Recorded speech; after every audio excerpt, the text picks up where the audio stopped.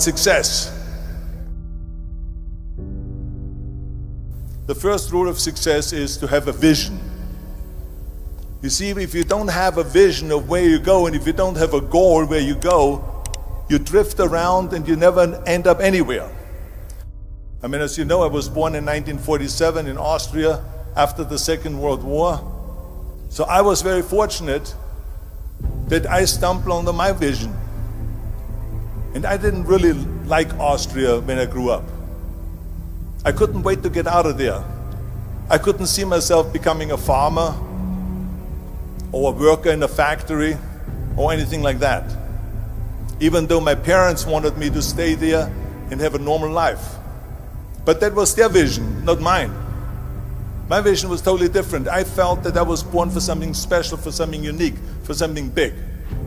Then one day I went to school. I remember I was 11 years old, and they showed a documentary about America. And there they showed in this documentary the huge skyscrapers, the high-rises, the huge bridges, the 6-lane freeways, and all of this stuff. And I said to myself, that's where I want to be.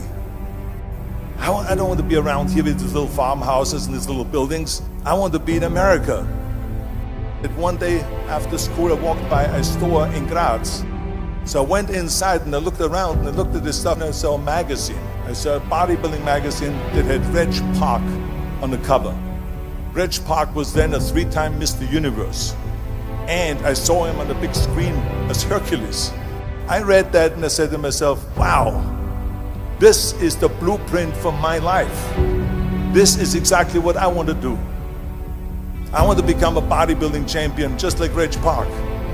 I want to get into movies just like Reg Park. And I want to make millions of dollars and be rich and famous just like Reg Park. Do you know how great it felt that I knew where I was going? Imagine the majority of people don't know where they're going. I knew where I was going. That I'm going to become this bodybuilding champion just like him.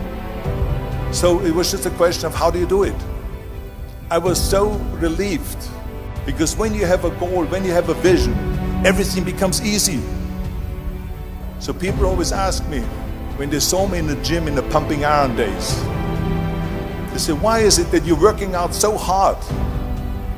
5 hours a day, 6 hours a day, and you have always a smile on your face. And I told people all the time, I said, because to me, I'm shooting for a goal. In front of me is the Mr. Universe title.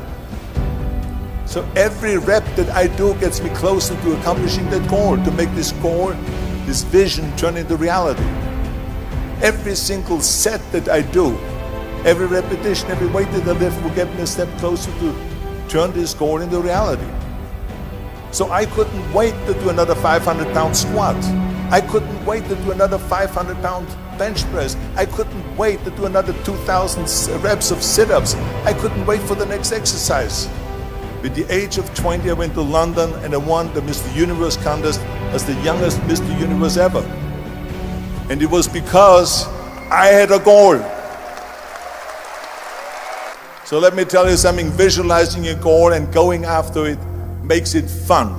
You got to have a purpose no matter what you do in life. You got to have a purpose. 74% hate their job in America. Now this is not much different when you come to Europe. The majority of people don't like what they're doing because they're really not doing it because they didn't have a goal and they followed this goal. They just aimlessly drift around, and then all of a sudden there's a job opening, so they get that job because you have to work. But then when you work, it's a chore. It's work.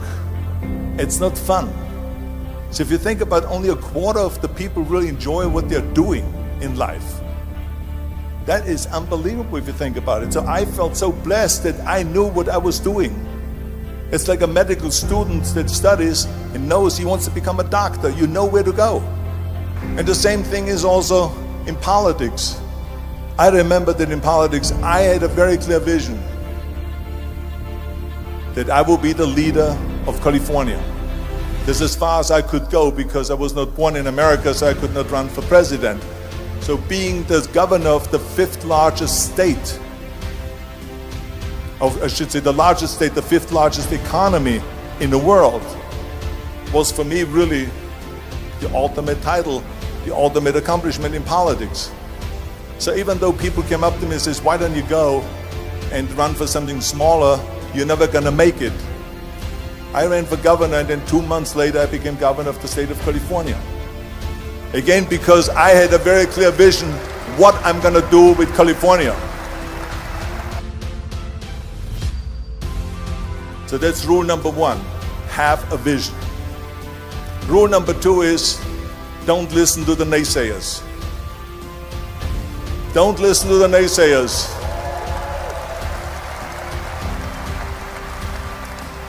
Everything I ever did, the thing that I heard out of people's mouth was, that's impossible.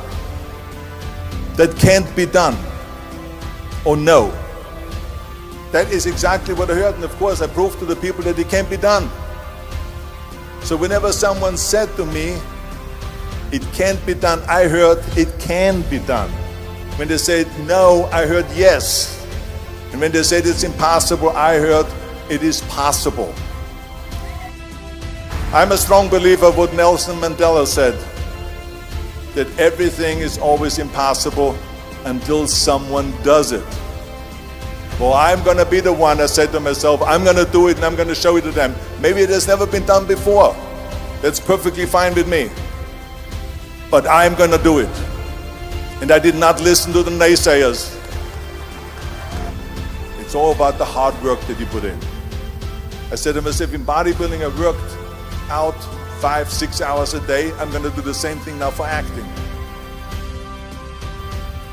And of course I went to college to study English.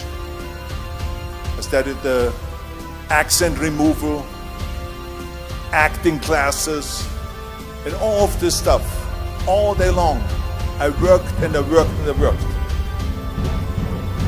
And within a short period of time I made one movie called Hercules in New York, which of course went right into the toilet. But it didn't discourage me. I still had the same vision. And then all of a sudden I did Streets of San Francisco.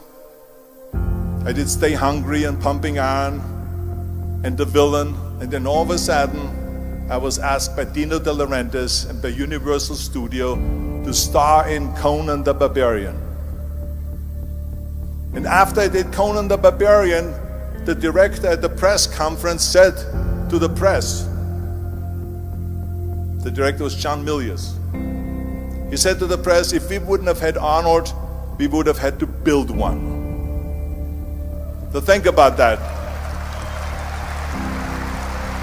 The very body that they said can never be sold because the time is wrong. A few years later, I'm doing Conan the Barbarian, and it was the #1 hit at the box office when it came out in the summer of '82. Think about that. And the director says, if we wouldn't have had his body, we would have had to build one. So all of a sudden, my body became an asset, not a liability. And the same thing was with Terminator. After we were finished filming Terminator, Jim Cameron said to the press, if Arnold wouldn't have had that accent and talked like a machine, I think the movie wouldn't have worked. So think about that. The body and the accent that they attacked was an asset. But I didn't listen to those losers. I didn't listen to them at all. It's just the reality of it is that you cannot listen to the naysayers. So this is a very important lesson for all of you. So when someone says, no, this is a stupid idea, you in your mind, you don't have to say it, but in your mind just say this, fuck you, you're an asshole. What do you know?